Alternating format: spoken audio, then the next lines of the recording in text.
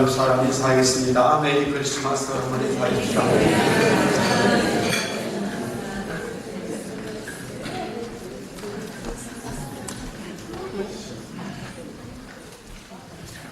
2014년 성탄절을 맞이하면서 오늘 누가복음 2장 목자들에게 임한 성탄의 은혜를 함께 나누고자 합니다. 우리 한번 따라하겠습니다. 성탄의 아이콘. 아이콘이란 말이 컴퓨터를 쓰는 특별히 요 사이에 이제 더 많이 이 단어가 쓰여지는 게 컴퓨터, 스마트폰, 그 다음에 태블릿에 보면 디스플레이 화면에 나와 있는 그 키워드이죠. 그림이죠. 그걸 갖다가 아이콘이라 그렇게 부릅니다. 정말로 성탄절의 아이콘이 뭐냐? 당연한 얘기지만 사실은 당연한 것이 당연하게 인정되지 않는 시대에 우리는 살고 있습니다. 그리스도가 성탄의 메인 아이콘임에도 불구하고 우리는 거기에 큰 관심이 없어져 버리는 그런 시대에 살고 있습니다. 또한 성탄절과 연말이 되어지면서 이웃을 돕자. 참 좋은 이야기입니다. 우리가 나보다 못한 사람들에게 도와주는 거 많이 중요합니다. 그런데 성탄절만 되어지면 그것이 엄청 무언가가 아이콘처럼 되어져 있습니다.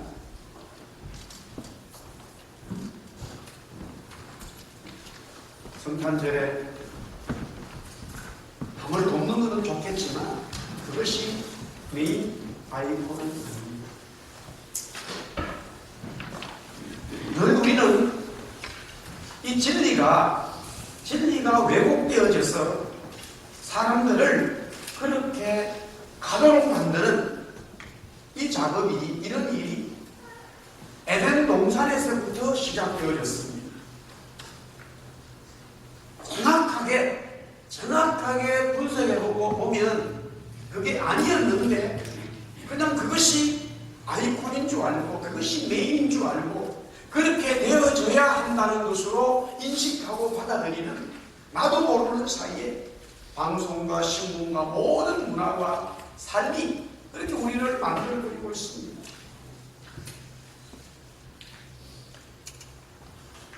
또 종교 간에 서로 인식하고 인정해주는 이런 아이콘도 있습니다. 얼핏 보면 참으로 좋아 보이고 당연히 그렇게 해야 되는 것처럼 말하지만 정말로 진리, 그리스도가 이 땅의 만왕의 왕으로 구세주로 오신 이 성탄의 의미, 복음, 정말로 큰 기쁨의 좋은 소식, 우리의 영으로 깨닫게 되어지면 그게 아니라는 것을, 그 아이콘이 아니었구나 하는 것을 깨닫게 되어집니다.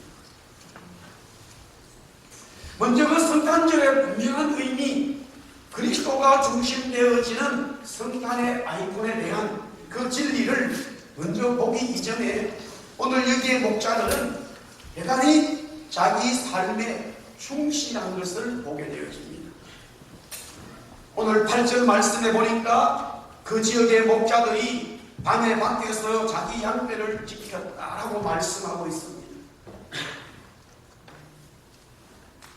물이 많고 풀이 많고 환경이 좋은 곳에 사는 우리들의 입장에서는 이 말씀이 가까이 다가오지를 않습니다. 그러나 광야가 있고 날씨가 좋지 않고 풀이 별로 없고 물이 없는 그런 곳에서 목자들이 양떼들을 지키면서 양떼들을 돌보면서 살아가는 그 목자의 심정이라고 하는 것은 정말로 처절한 삶의 최전선에 있습니다. 이들이 밤에 잠도 자지 아니하고 야외에서 자기 양떼를 지킬 수밖에 없는 그런 환경입니다. 자기 양떼를 지키고자 하는 하는 그 최선의 삶이 그들에게 있었습니다. 하나님의 천사들이 그들에게 나타나서 큰 기쁨의 좋은 소식을 그들에게 알려주었을 때 그들은 자기들의 삶에 최선을 다해야 되는데 그 그리스도 아기 예수님께 경배하는 그 시간만큼 그들의 삶을 접고 갈 수 있어야 되는 또한 헌신의 모습도 필요합니다. 그들은 농방 박사들처럼 무언가가 준비를 하지를 못했어요. 그럼에도 하나님은 그들의 경배를 받으시고 천사들은 그들과 함께 그리스도를 축하하는 놀라운 장면이 기록되어져 있습니다. 우리가 적용해 본다면 적어도 그리스도를 믿고 따라가는 하나님의 사람들은 자기 삶에 주어진 일들을 최선을 다해야 될 것으로 봅니다. 우리가 아는 대로 요셉은 감옥에서 죄수로 노예로 있음에도 불구하고 자기에게 주어진 일을 다 했다는 거예요. 전혀 소망이 없어요. 비전이 없는 거예요. 해야 될 이유가 없어요. 내가 여기 죄수로 감옥에 있어서 최선을 다해봐야 아무 소망도 없는데 그렇게 살 필요가 없지만 요셉은 최선을 다했기 때문에 그 전체 감옥을 감당하는 간수장으로부터 인정을 받게 된 거죠.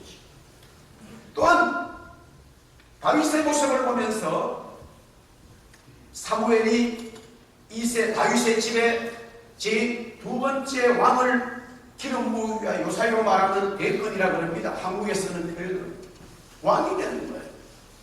그런데 아버지는 그 사무엘이 오는 것을 미리 통보받았음에도 불구하고 다윗에게는 알려주지 않았고 다윗은 여전히 일하러 가게 되어집니다. 형들은 목욕을 하고 형들은 새로운 새 옷을 입고 준비하는데 자기만 익셉션 내버렸어요. 대체 이게 무슨 일인가? 형들의 경우에 다 때때옷을 입냐? 너는 몰랐대. 아버지가 내한테 얘기 안 했지. 너는 가서 일이나 해. 저 같았으면 열받았어요. 그러나 다윗은 가서 일을 했대. 우리가 아주 작은 차이 같지만요, 여기에서 우리의 삶의 충실함이 은혜의 시작의 물꼬리 되어져요. 아주 단조로운 아주 간단한 일들 속에 성령의 역사하는 마음의 문이 열리게 되어 있어요. 그러나 우리는 그런 것들을 자꾸 놓치는 수가 많아요.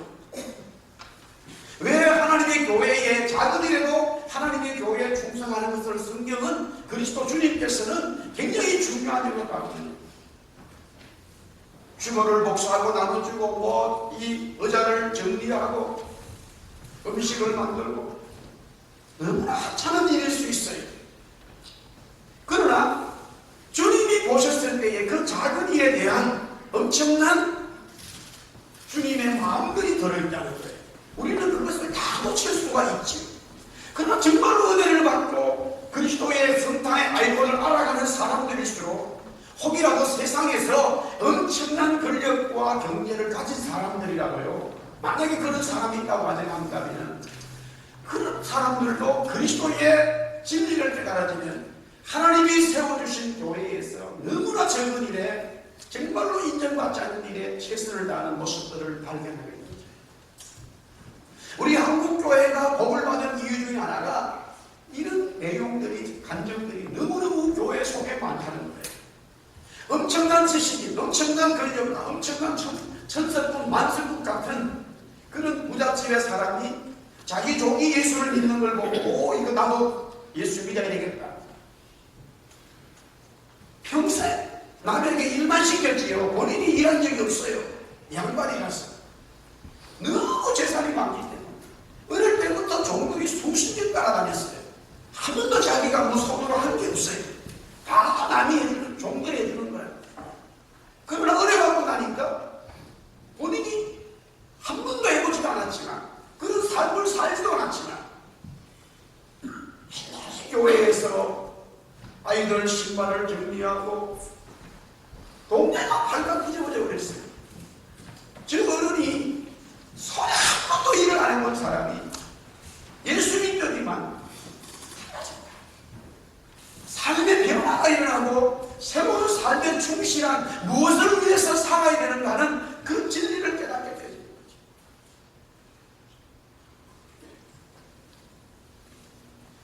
목자들은 자기의 주어진 삶에 최선을 다한 것을 보게 되어집니다.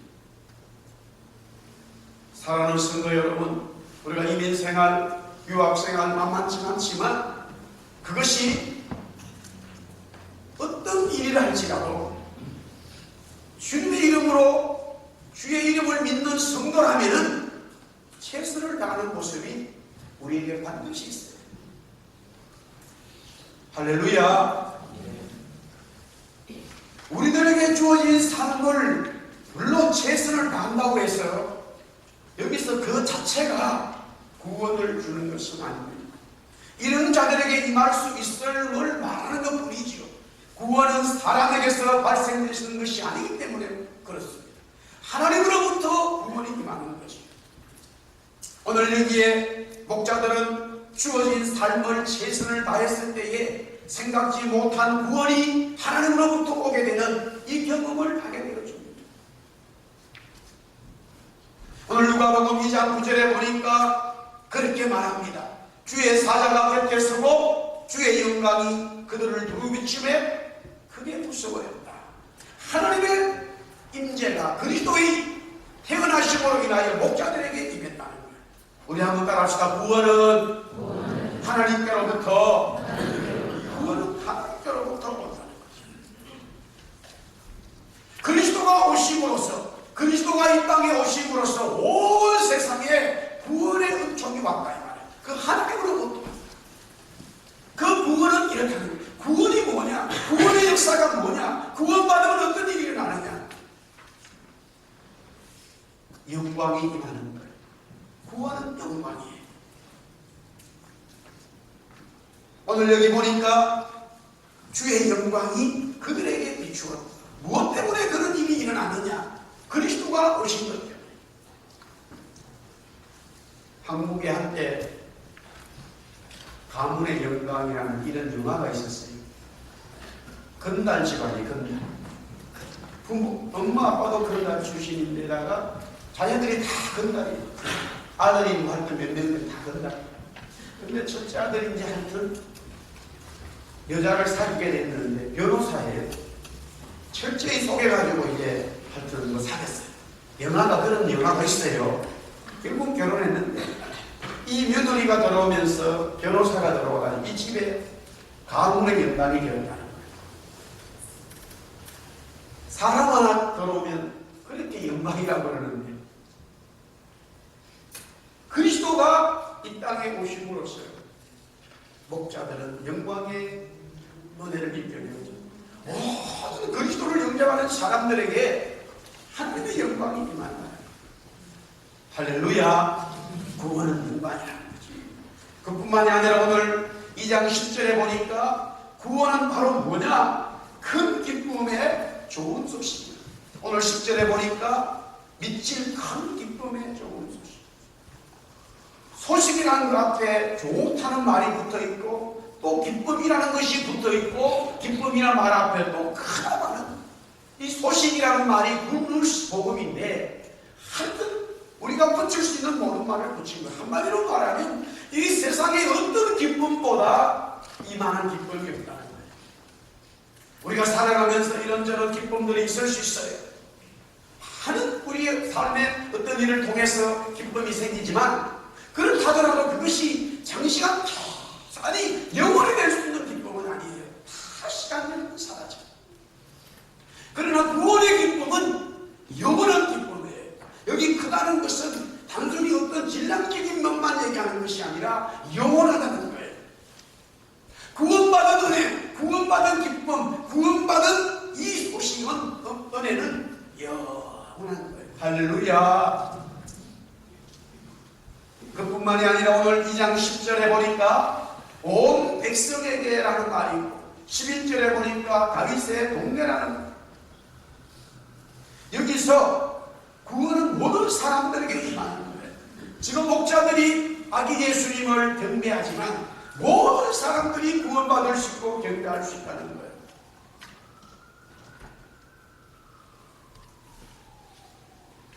한일종이 노래 보면은 그 3절에 주 사랑하는 아이 복을 주시려고 한일종 할렐루야.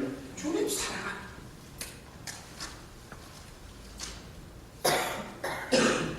주님을 사랑하는 아이에게 복을 준다는 거예요.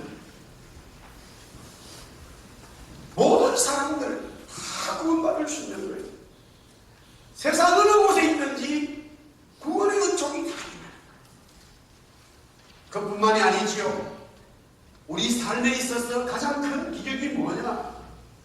오늘 12절에 보니까 이것이 너희에게 표적 기적이라 말해요. 따라합시다. 구원이 가장 큰 기적입니다. 여러분에게 무엇이 가장 큰 기적이냐? 구원받는 것. 그 구원의 은혜가 가장 큰 기적이라는 거예요. 성탄의 아이콘은 바로 그리스도의 임재는 여기에 바로 있어요. 어떤 사람은 부유한 가정에 태어날 수도 있고 그렇지 못할 수도 있고, 어떤 사람은 능력이 있고 어떤 사람은 그렇지 못할 수도 있고, 많은 사람들의 모습이 달라져요.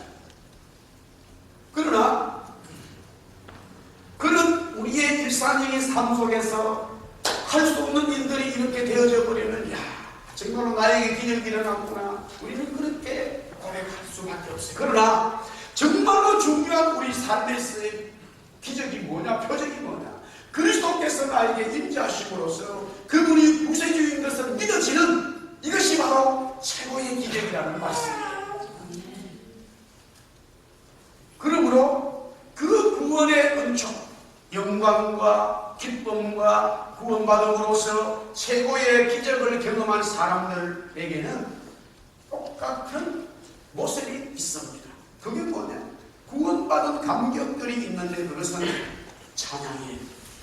오늘 천군 천사들이 13절에 보니까 하나님을 찬송한다야. 그리고 목자들이 20절에 보니까 하나님께 영광을 돌리고 찬송합니다. 이 찬송은 또한 기쁨이에요. 우리가 이 땅에서 살아가면서 여러분들 무엇 때문에 정말로 찬송하고 감사합니까? 한국에 살할 때보다 이 땅에서 내가 살아가는 삶이 만만치 않은 것을 우리는 압니다. 그러다 보면 거기에 자꾸 신경을 쓰다 보면 내 마음이 자꾸 좁아져요.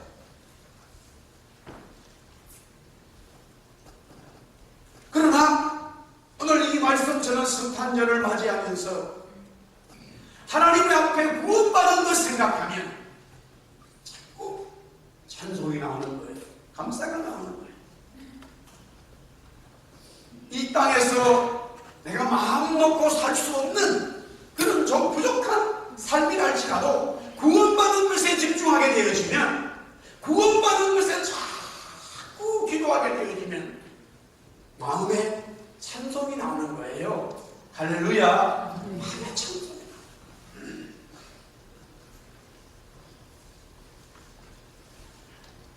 그리고 그 찬송이 나오는 하나님의 구원 받은 사람들은 반드시 복음을 전하는 목격자, 즉 증인이 돼야 돼요.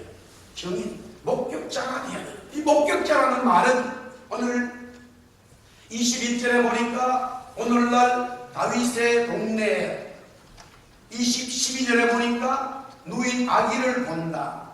15절에도 마찬가지예요.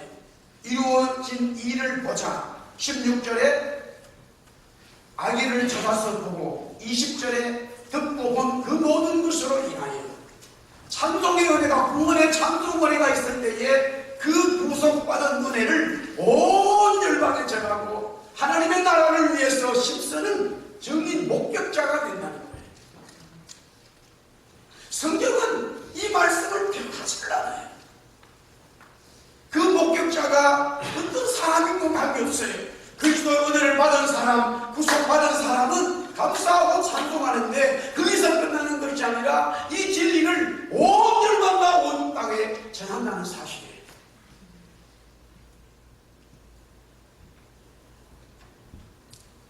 베들레헴은 아주 시골 동네입니다.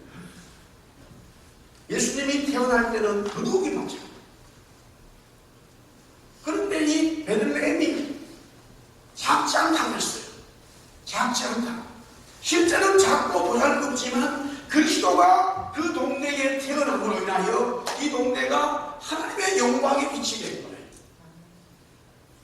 마찬가지로 우리가 남들이 보았을 때는 내 인생에 여러 가지로 좋지 않은 일들이 있지만 그리스도가 내 속에 들어옴으로 인하여 우리는 작은 사람들이 아니에요. 주님이 그래서 이 땅에서 말씀을 전하실 때에 제가 그렇게 말하는 거예요. 우리 한번 따라합시다. 나보다 너희들이 더 큰 일을 한다. 할렐루야. 우리는 자꾸 성경을 보고 진리를 보고 복음을 봐야지 내 모습을 보고 환경을 보고 세상을 보면 점점점 줄어들어. 그러나 구원받은 그 진리를 붙들고 그리스도를 바라보고 있을 때 우리는 절대 작은 자들이 아니에요. 실패자들이 아니에요. 하나님의 영광을 위해서 살아갈 수 있는 목격자, 정인으로서 온 열방과 민족에 쓰임받는 하나님의 사람들이 되는 거예요. 할렐루야.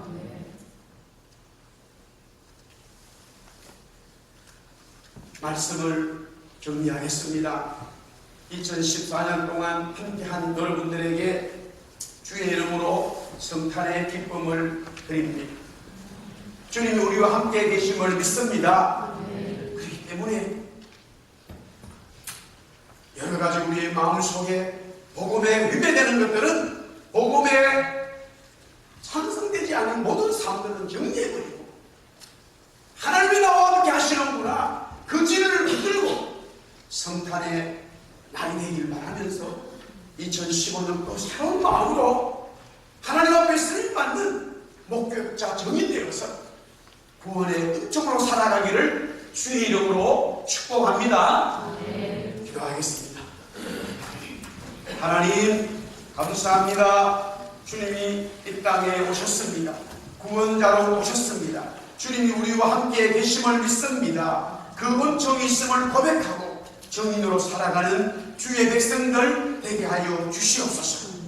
목자들이 자기 삶에 충실할 때에 하나님께서는 천사를 통하여 그리스도의 탄생을 알려주셨고 그들에게 하늘의 영광이 임하였습니다. 그렇습니다. 주님, 우리들에게도 우리가 이 땅에 캐나다 밴쿠버에 살고 있습니다. 이민자로 유학생으로 살지만 하나님의 영광이 우리에게 있음을 믿기 때문에 말씀 붙들고 승리하는 삶 되게 하여 주시옵소서. 예수님 이름으로 기도드리옵나이다. 우리 다 일어나서 125장 찬송하겠습니다.